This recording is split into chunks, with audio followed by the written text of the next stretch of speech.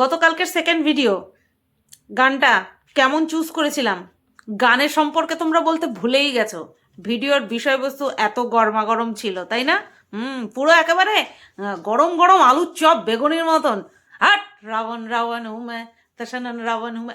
রাবণ যখন বানাচ্ছে এই রাবণের মতন কেন করব না, তাই না? তো যাই হোক, তোমরা হিউজ পরিমাণে এই লেডি রাবণকে বেশ সাপোর্ট করেছো দেখলাম গতকালকে লাস্ট ভিডিওতে।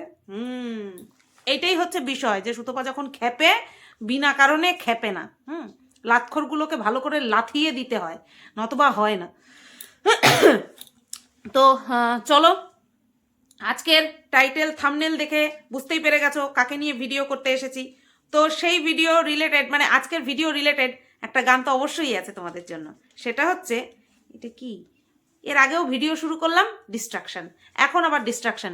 এই যে গুনার মতন, এটা হাতে পাতে ফুটে গেলে লাগবে, তো সেই কারণের জন্যই এড়াতে পারলাম না।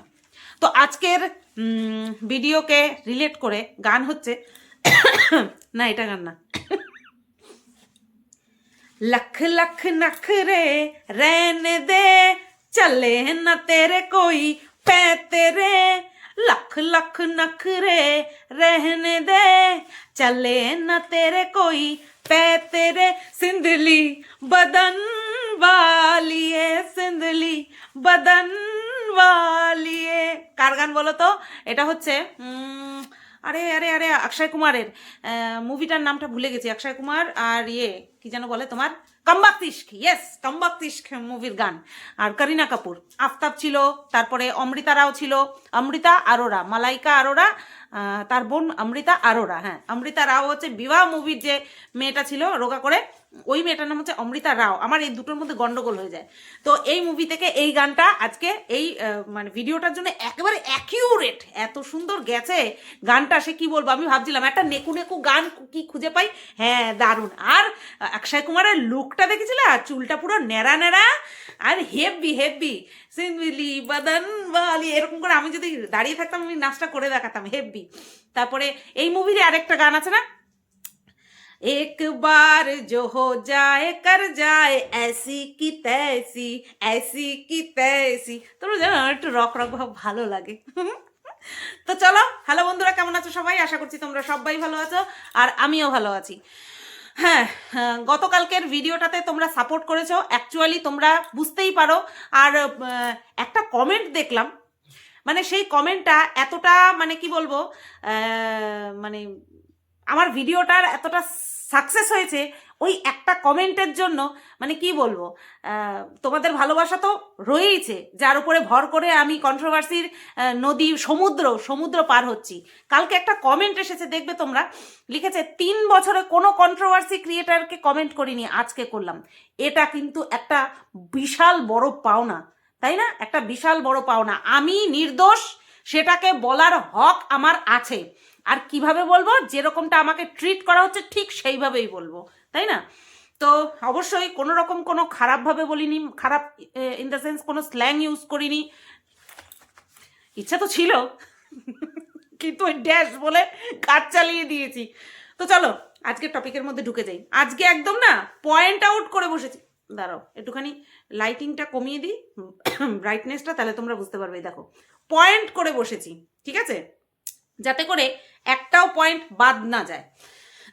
তোমরা এসে বলবে সুতপা ওই ওই কথাটা তো বলনি, সুতপা দি ওই পয়েন্টটা তো বলনি, তারপরেও জানি মিস হয়ে যাবে, তারপরেও চলো চেষ্টা তো করছি। গতকালকে মারুর ভিডিওতে যে টাইটেল ছিল, থাম্বনেল ছিল, সেটা যে আসবে সেটা আমার জানা ছিল। কেন বলো তো? ওই যে তার আগের দিন গভীর রাতে যে একটা লাইভ করেছিল, যেখানে কিনা হাউ হাউ করে কেঁদেছিল, তো সেখানটায় ও এই কথাগুলো বলেছে, নজর লাগে গো, নজর লাগে। তখনই আমার বোঝা হয়ে গেছে আগামীকাল যে ভিডিওটা আসবে সেখানে টাইটেল থাম্বনেল থাকবে নজর।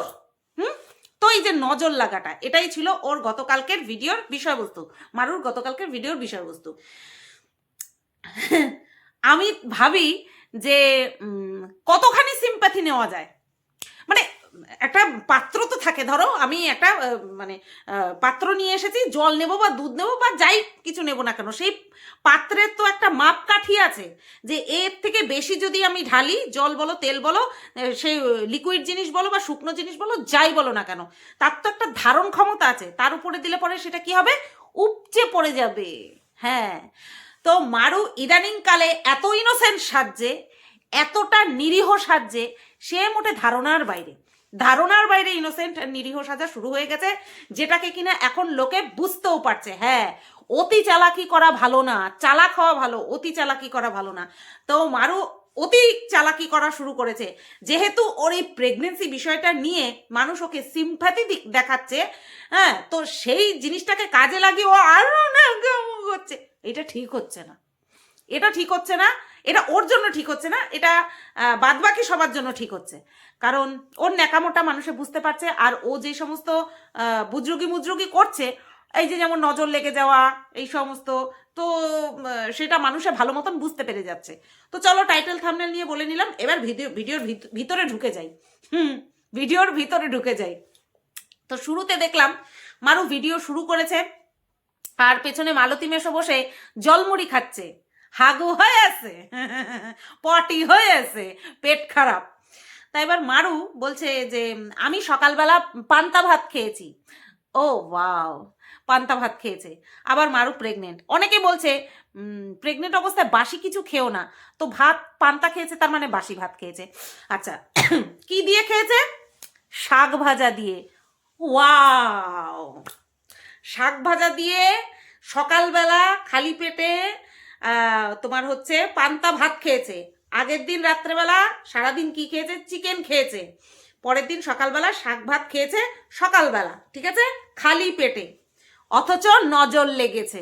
এটা তো জাস্ট একটা একটা করে গোনানো শুরু করলাম।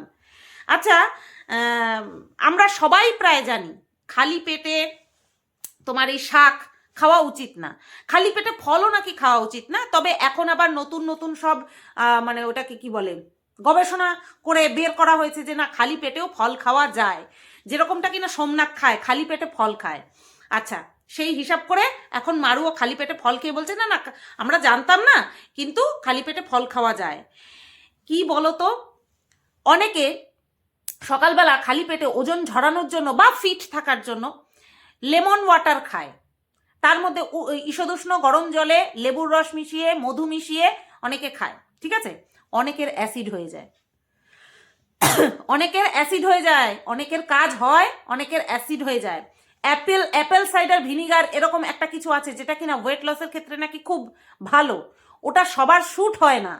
হ্যাঁ, এটাই বোঝাতে চাইছি যে গবেষণা একটা গড় হিসাব বলে, কিন্তু এক একজনের বডি এক এক রকমভাবে রেসপন্স করে, তাই না? কিন্তু সেটা তো না নজর, মানুষের নজর, বুঝতে পেরেছ? তো যাই হোক, এটা দিয়েও খাচ্ছে। আর বরকে কি খেতে দিয়েছে? জলমুড়ি খেতে দিয়েছে। তা এই যে বরকে জলমুড়ি খেতে দিয়েছে, আমরা বুঝতে পারছিলাম মালতী মেশোর কথা শুনে যে মালতী মেশোর শরীর খারাপ। আগের দিন রাত্রেবেলা মারু কিভাবে বলল, কিচ্ছু হয়নি তোমার, কিচ্ছু হয়নি, জ্বর, এরকম দেখেই বলছে না কোনো জ্বর ঠর নেই। মানুষে ভালোভাবে দেখে, তাই না? ও চাচ্ছে কেয়ার, বাট ও করতে চাচ্ছে না। ও চাচ্ছে কেয়ার, আর ও কাউকে করতে পারছে না। এটা আমি দেখলাম। এবার আদতে কি, অফ ক্যামেরা কি, সেটা আমরা কেউ জানি না, তাই না?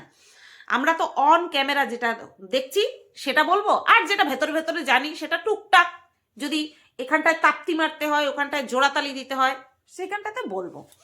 তো শাক ভাত খাচ্ছে আর জলমুড়ি খাচ্ছে। আচ্ছা, এরপরে রেডি হয়ে কোথায় গেল? স্বামীর শরীর খারাপ বলে দিলাম, দুজনের পেট খারাপ। আচ্ছা, দুজনের পেট খারাপ হয়েছে, অথচ ডাক্তারের কাছে যায়নি, বাজারে গেছে। ডাক্তারের কাছে যায়নি, বাজারে গেছে। এইটা তোমরা এখন মাথায় রেখে দাও, তারপরে কিন্তু এই কথাটা নিয়ে আবার বলবো। নেক্সট পয়েন্ট হচ্ছে খুব গাড়ি ঘোড়া আওয়াজ আর ধুলোবালি। এটা কিন্তু প্রায় ভিডিওতে মারু বলে, এত গাড়ির আওয়াজ আর এত ধুলোবালি। ধুলোবালিটা বলা কিন্তু রিসেন্ট শুরু হয়েছে, ধুলোবালির কথা কিন্তু এর আগে শুনতে পেতাম না, ভেরি রিসেন্ট শুরু হয়েছে। আর শীতকালে ধুলোটা একটুখানি বেশিই ওড়ে মনে হয়, আমার তো মনে হয় একটুখানি বেশি ওড়ে। হ্যাঁ, তোরা জানিস যে রাস্তার পাশে বাড়ি হলে পরে সেই রাস্তা দিয়ে গাড়ি যাবেই। এবার গাড়িওয়ালারা তো নিঃশব্দে যাবে না যে এখানে মারু দি ব্লগার, দি নেকু ব্লগার মারু এখানটায় বসবাস করে, এই ভাড়া বাড়িতে থাকে, এই জায়গাটায় কেউ হর্ন বাজাবে না। এই তুই একটা সাইনবোর্ড টাঙা, ইহা হর্ন মারনা মানা হ্যাঁ, এখানে এখানে হর্ন মারিবেন না, এই এই এই জায়গাটাতে হর্ন মারিবেন না, তুই এইটা সাইনবোর্ডটা টাঙিয়ে দে, দেখবি, আর সাথে তোর ছবিটা লাগাবি। তোর বর মালতী মেশো মাঝে মধ্যে বলে না, এই তুমি লজেন্সটার প্রমোশন করে দিলে, এই তুমি গামছাটার প্রমোশন করে দিলে, তার মানে তোর কতখানি মানে ফেস ভ্যালু।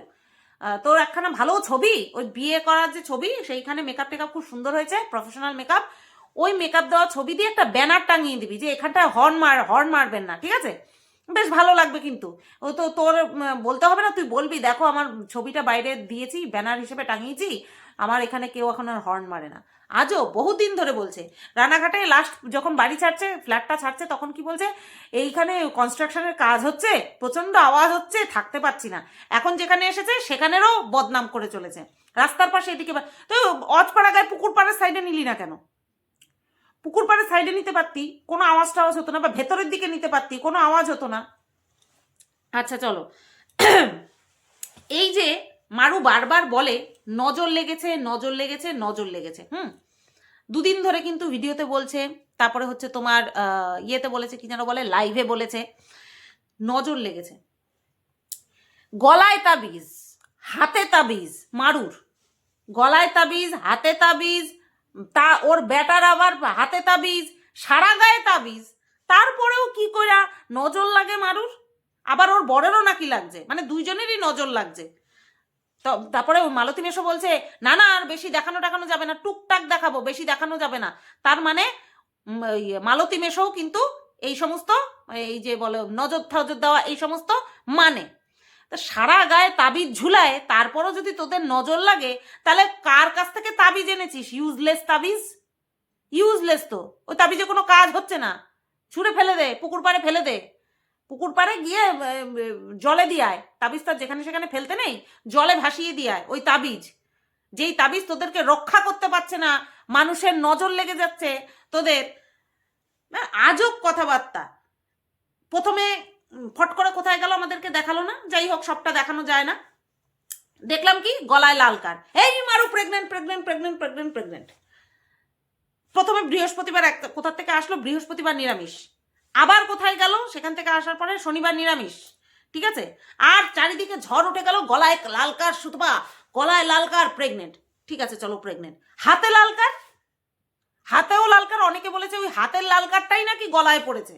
আমি তো কালকে দেখলাম হাতেও লাল কার্ড। অ্যাকচুয়ালি এই সমস্ত জিনিস আমার অঙ্গে নেই, আমি না ওই সমস্ত জিনিস চট করে না, চোখেও পড়ে না আমার, বা চোখে পড়লেও আমি ইগনোর করি বা ধরিই না, এই হয়তো কিছু পড়েছে, নজরেই পড়ে না, ঠিক আছে?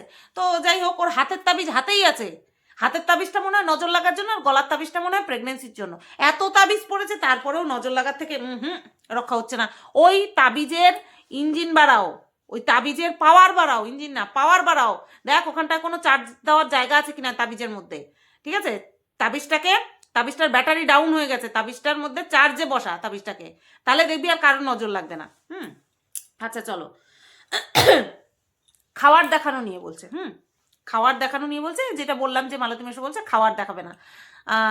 তোমরা একটা কথা বলো, এই যে মারুর বা মালতী মেশোর পটি হয়েছে, এটা কি সত্যি কারোর নজর?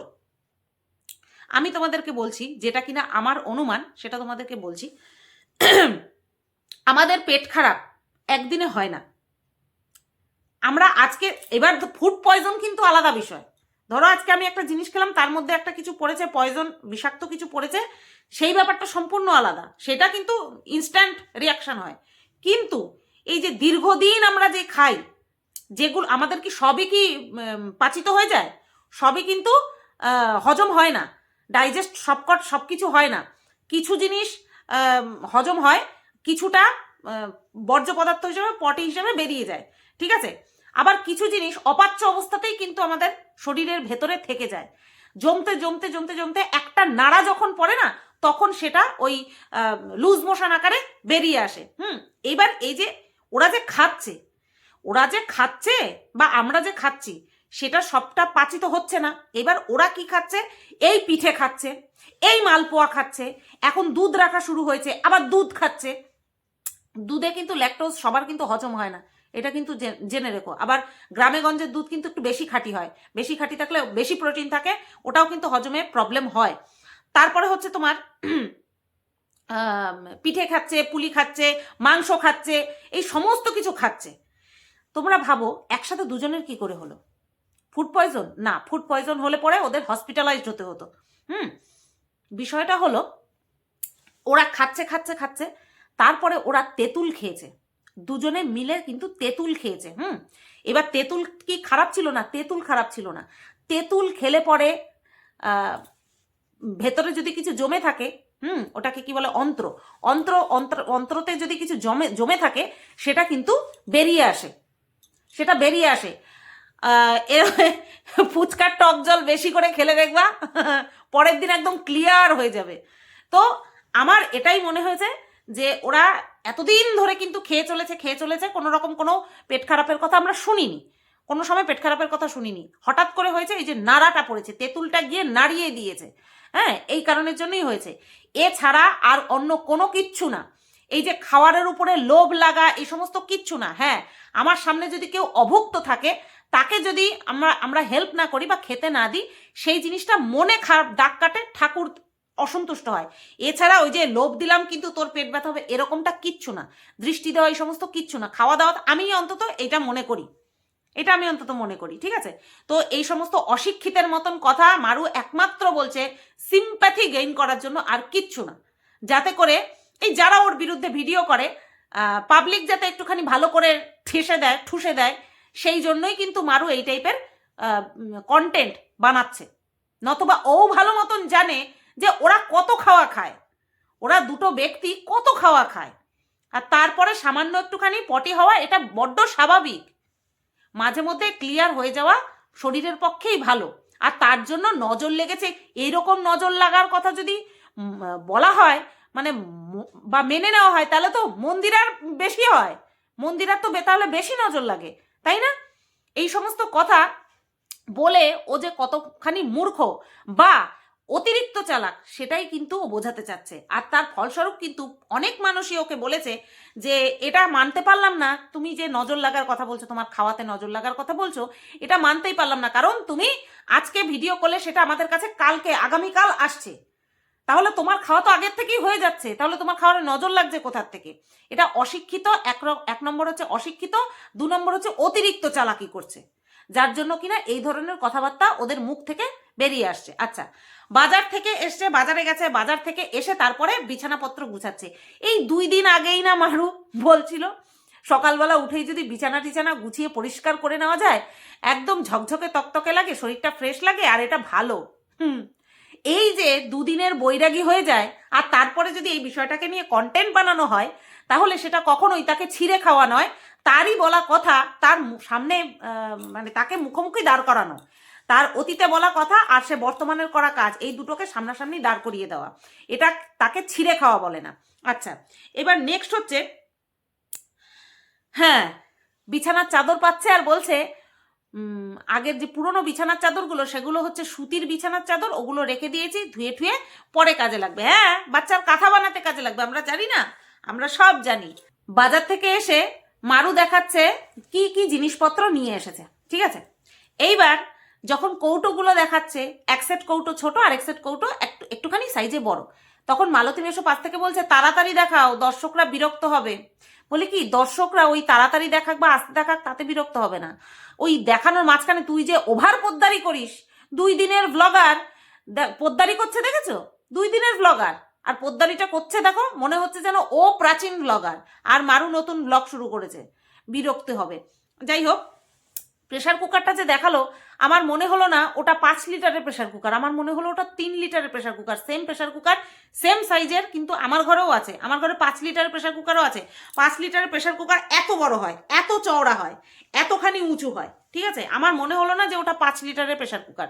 যাই হোক, এইবার ওষুধ খাওয়ার কথা বলছে মালতী মেশো, বলছে তুমি এটা বলেছ যে তোমাকে যে ওষুধ কিনে দিয়েছি, ওষুধ যখন খাচ্ছিল তখন মালতী মেশো সাইড থেকে এই কথা বলছে। এইবার আমি যে তখন তোমাদেরকে বলেছিলাম যে ডাক্তার দেখিয়েছে, ডাক্তার দেখাতে না গিয়ে বাজারে কেন গেলি, এইটার সঙ্গে এইটা যুক্তিযুক্ত। আমি শুনেছি প্রেগনেন্ট অবস্থাতে নাকি আদার্স কোনো ওষুধ খাওয়াটা নাকি ঠিক না, যেমন কিনা ব্যথার ওষুধ, তারপরে এরকম বেশ কিছু ওষুধ থাকে যেগুলো কিনা প্রেগনেন্ট অবস্থায় খাওয়াটা ঠিক না। এরকম একবার হয়েছিল, আমি দেখেছিলাম আমার মাসি যখন প্রেগনেন্ট ছিল, তখন আমার মাসি প্রচণ্ড দাঁতে ব্যথা হয়েছিল, সেই দাঁতে ব্যথা সহ্য করেছে, তবু ওষুধ খায়নি, এরকম একটা শুনেছিলাম আমি। তো এই ক্ষেত্রে কত মাস পর্যন্ত, গর্ভাবস্থার কত মাস পর্যন্ত ডাক্তার না দেখিয়ে ওষুধ খাওয়া যায়, এটা কিন্তু আমার কাছে বড় প্রশ্নচিহ্ন, বিশাল বড় প্রশ্নচিহ্ন। কারণ এই প্রেগনেন্সি অবস্থায় যে কিনা প্রথমবার প্রেগনেন্ট হয়, যার কিনা মানে কোনো রকম কোনো অভিজ্ঞতা নেই, তাই না, মারও তো প্রথমবার প্রেগনেন্ট হচ্ছে, ওর কোনো অভিজ্ঞতা নেই, তাহলে সে যদি কোনো রোগে পড়ে আর তার জন্য যদি তাকে নেহাতি ওষুধ খেতে হয়, তাহলে সে ডাক্তার না দেখিয়ে ওষুধ খেয়ে নিল। আমার এখানে কিন্তু বড় প্রশ্নচিহ্ন আছে। আর এই রকম অবস্থায়, প্রেগনেন্ট অবস্থায় যদি বারবার পটি হয়, তাহলে ডাক্তারের কাছে না গিয়ে বাড়িতে বসে রয়েছে এত বড় বুকের পাটা। আমার তো শুনেই ভয় লেগেছে, আমার তো ভিডিওটা দেখেই ভয় লেগেছে যে তোরা একবার ডাক্তারের কাছে গেলি না, তোর আবভাব এমন, সব পাবলিক বলছে ইনক্লুডিং মি যে তুই প্রেগনেন্ট, তারপরে আমাকে তো আমার ঘাড়ের উপরে এসে বলছে এই ও প্রেগনেন্ট, এই অবস্থায় ওকে কেন ছিঁড়ে খাচ্ছ তুমি, এত হিংস্র। এগুলো তো রয়েছে, এগুলো তো চলবেই, কিন্তু যে প্রেগনেন্ট তার পটি হচ্ছে, অথচ সে ডাক্তারকে না ইনফর্ম করেই ওষুধ খেয়ে নিয়েছে, এটা আমার কাছে কিন্তু বেশ সন্দেহজনক লাগলো। ঠিক আছে, আচ্ছা, এরপরে আসলো কি, ওই ঘুম থেকে উঠে নিয়ে চোখ টোক ফুলিয়ে নিয়ে তারপরে বলছে শরীরটা এত খারাপ, ঘুমিয়ে পড়েছে। আচ্ছা, শরীর খারাপ, ঘুমিয়ে পড়েছে, রাত তখন অনেক হয়েছে, তাও ওর বর আসেনি। তা এবার ঘুমের ঘোরে কথা বলছে, শোনো, ঘুমের ঘোরে কথা বলছে যে ওর খুব কষ্ট হচ্ছে, ওর শরীরটা এত খারাপ, এত খারাপ, ওর শরীর এত খারাপ। অথচ যখন পাবলিক জিজ্ঞাসা করছে তোমার কিসের শরীর খারাপ, তখন বলছে আমার তো শরীর খারাপ না। প্রত্যেক দিন এরকম দু রকমের কথা বলছে, প্রত্যেকটা দিন। প্রেগনেন্সি অবস্থাতে শরীরের একটু এদিক ওদিক হওয়া নাকি নর্মাল, মানুষকে দেখেছি। ঠিক আছে, তাহলে সেখানটায় বারবার নিজেকে এতটা অসুস্থ জাহির করার কোনো মানেই হয় না। প্রত্যেক দিন ওর ভিডিওতে, প্রত্যেক দিন লাইভে আমি অসুস্থ, এই যে আমি এতগুলো ওষুধ নিয়ে বসলাম। তুই বল না তোর কি হয়েছে, যদি সত্যিই তোর তুই কোনো কারণে অসুস্থ হয়ে থাকিস সেটা তুই বল যে আমার এই প্রবলেম, আমি এই জন্য অসুস্থ। আর যদি তুই প্রেগনেন্সি বশত তোর এই সমস্ত সিমটমসগুলো হয়ে থাকে, তাহলে নিজেকে অসুস্থ বলিস না বারবার। জাস্ট অসহ্যকর লাগছে, বিরক্তিকর লাগছে, নিজেকে বারবার অসুস্থ অসুস্থ বলছে। এদিকে জিজ্ঞাসা, না আমার কিছু তো হয়নি, তোমরাই আমাকে বলছো, আমার ডাক্তার তো আমাকে বারণ করেনি কোনো কিছু খেতে। মানে বহুত বদমাইশ না হলে কিন্তু এই দুই ধরনের কথা একই মানুষ বলতে পারে না। তারপরে বলছে আমি কতবার বললাম আজকে যেতে, না করলাম, গেলই, এখনো আসছে না, আমার ভালো লাগছে না, বলতে বলতে রীতিমতন কান্না করে দিয়েছে। আরে জ্বালা। আচ্ছা, তুই যে এই যে ন্যাকামোগুলো ফলাচ্ছিস, এই যে অতিরিক্ত ন্যাকামো করছিস, সবাই কিন্তু বুঝতে পারছে তোর এই ন্যাকামোটা যে অত্যধিক হয়ে যাচ্ছে, অত্যধিক করছিস, সেটা কিন্তু সবাই বুঝতে পারছে। তোর বর যদি কোনো কোম্পানিতে চাকরি করত, অন্য কারোর দোকানে কাজ করতো, এটা নিজের দোকান না অন্য কারোর দোকান থাকতো, বাস তোর ধর সরকারি চাকরিই করতো, বাবা, এখনকার দিনে বাবা শব্দটা বেরোয় সরকারি চাকরির সঙ্গে, যদি এই করতো, তখন তুই এত নাকামো ফলাতে পারতিস। এত নাকামো যে দেখাচ্ছিস কাজে যাওয়া নিয়ে, প্রত্যেক দিন এরকম ন্যাকামোটা দেখাচ্ছিস কিসের জন্য?